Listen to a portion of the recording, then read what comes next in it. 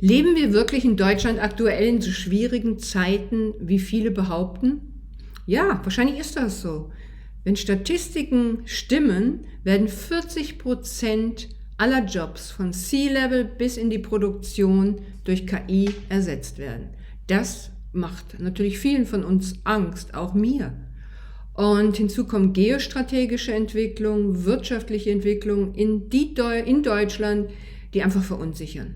Aber leben wir wirklich in Zeiten, die es noch nie gegeben hat, schlimmer als jemals zuvor?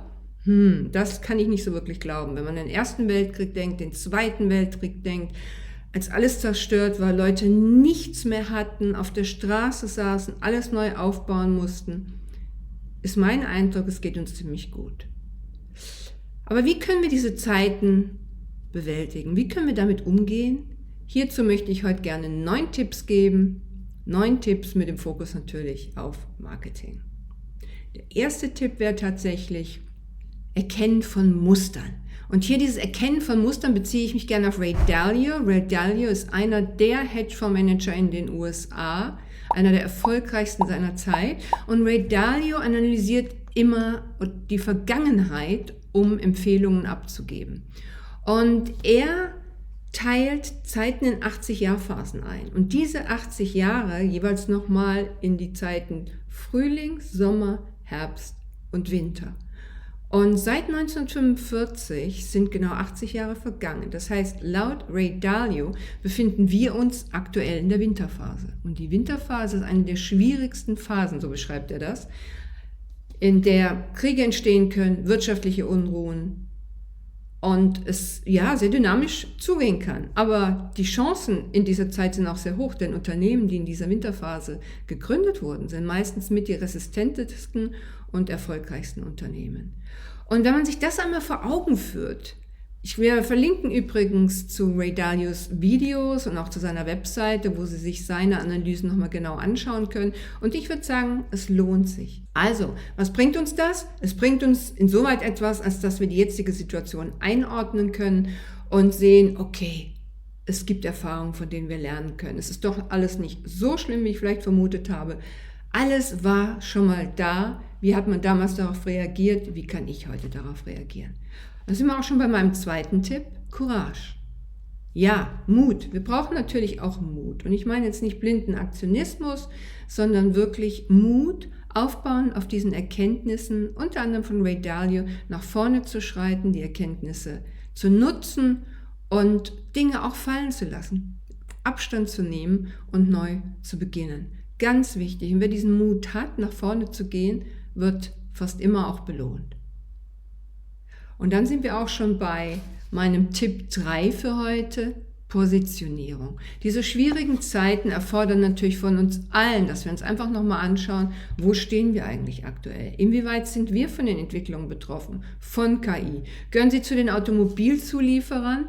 Ja, dann sind Sie wahrscheinlich sehr, sehr stark betroffen. Und wenn Sie die entsprechenden Änderungen noch nicht eingeleitet haben, könnte es schwierig werden. Aber auch andere Branchen sind natürlich sehr stark betroffen. Und deswegen macht es einfach Sinn, nochmal zu schauen, wo stehe ich, was muss ich ändern, inwieweit muss ich mein Angebot verändern, inwieweit muss ich mich differenzieren von den Wettbewerbern, was machen Wettbewerber anders?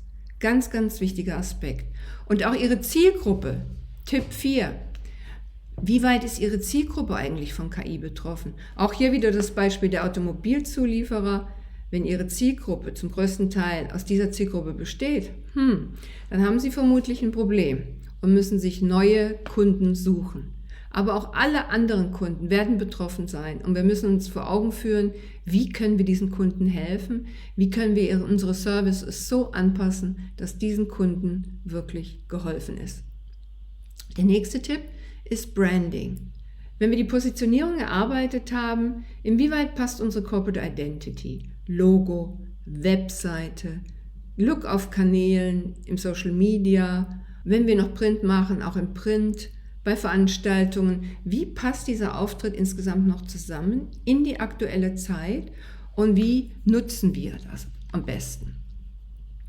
Das ist auch ganz, ganz wichtig, dieses Branding, sich einfach nochmal vor Augen zu führen und proaktiv so nach vorne zu gehen. Und ein nächster Punkt, der für mich wirklich immer sehr wichtig ist in diesem Zusammenhang, ist Kommunikationskanäle. Die Kommunikationskanäle ändern sich natürlich dramatisch aktuell. Der Algorithmus aufgrund von KI verändert sich fast monatlich, behaupte ich mal.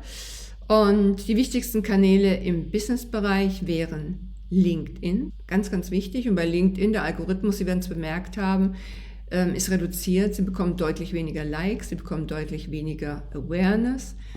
Und Maßnahmen, die auf LinkedIn momentan als besonders erfolgreich bewertet werden, ist Video. Warum? Wir hatten das Thema Authentizität schon mal zu einem früheren Zeitpunkt angesprochen. Durch diese ganze Überflutung mit künstlicher Intelligenz setzen die Kommunikationskanäle auf authentische Informationen, um sicherzustellen, dass auch ein Mensch dahinter ist. Und weil man einfach genervt ist, vielleicht geht es Ihnen genauso. Sie sind auf LinkedIn, Sie sind auf anderen Kanälen, YouTube, Instagram, Facebook, und Sie bekommen nur noch Artificial Informationen, KI-generierte Inhalte. Das nervt, das will man gar nicht mehr anschauen. Deswegen bewerten diese Kanäle, auch YouTube übrigens. YouTube bewertet authentisch generierte Videos, die fast sehr einfach schon aussehen, weil man Postproduktion vermeiden möchte, extrem positiv. Und LinkedIn genauso. Welche Formate testen dort besonders gut? Hochformate, einfach weil die meisten Personen sich natürlich Social-Media-Kanäle über ihr Handy anschauen. Das sind 80% heute.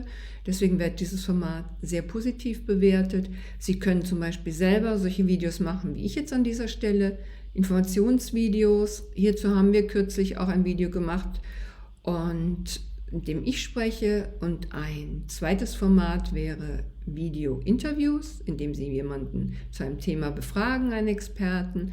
Und allein für diese beiden Videos haben wir fast 500.000 Aufrufe erhalten, fast 500.000 Impressions bekommen, was sehr, sehr gut ist. Das heißt, wir sind mit beiden Videos wirklich viral gegangen.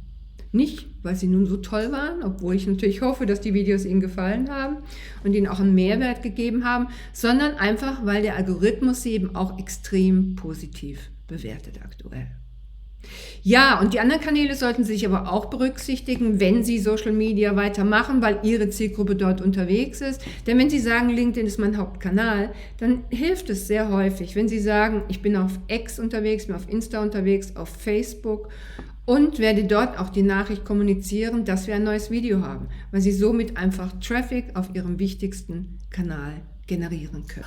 Und ganz einfach nochmal zum Schluss, führen Sie sich nochmal vor Augen, wo Sie aktuell stehen. Führen Sie sich auch dieses Modell von Ray Dalio vor Augen. Es wird alles nicht so heiß gegessen, wie es gekocht wird. Und wenn man sich das nochmal vor Augen führt, einordnet, dann leben wir in einer schwierigen Zeit. Aber es gibt Lösungen für alles.